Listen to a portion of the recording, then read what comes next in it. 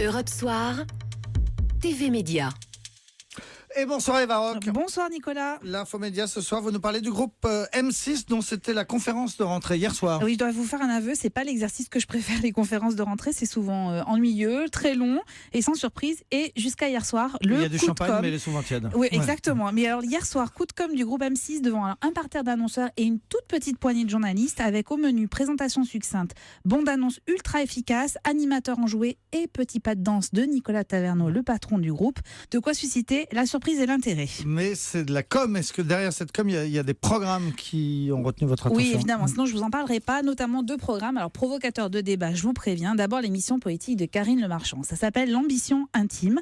L'animatrice, en fait, a mené une série d'interviews avec les candidats à la présidentielle façon L'amour est dans le pré. Et hier soir, en quelques secondes, une bande-annonce. On a vu quand même les yeux rougis de Bruno Le Maire, le regard stupéfait d'Alain Juppé après une réflexion coquine de l'animatrice. Et on a entendu Nicolas Sarkozy dire qu'il avait un gros bilan en parlant des femmes. Voilà, donc je suis prête à parier que l'émission sera quand même l'objet de polémiques d'ici peu de temps. Et tout ça va passer pendant l'hiver? Et tout ça va passer à mi-octobre, ça devrait débuter en prime time avec des séries de 20 à 40 minutes. Et puis dans un autre genre, une bande-annonce a provoqué quelques exclamations du genre « c'est quoi ce truc ?» Ça s'appelle Mariés au premier regard. Je vous explique, ce sont des célibataires qui remplissent des questionnaires sur eux et puis sur ce qu'ils attendent en fait de leur futur dulciné.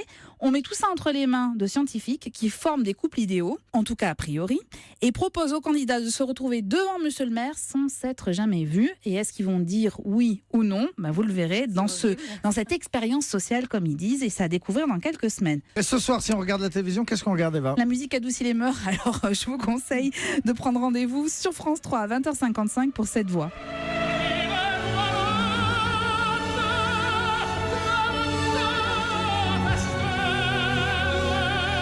Pavarotti, c'est ça? Exactement, Luciano Pavarotti, décédé il y a 9 ans et à qui la chaîne rend hommage ce soir avec une émission formidable qui est construite à partir d'un concert enregistré au mois de mai à Monaco et puis des témoignages, des images d'archives et pas besoin de s'y connaître en grande musique pour apprécier, c'est sublime. Et c'est sur France 3 ce soir. Merci beaucoup et bon week-end, Eva Rock.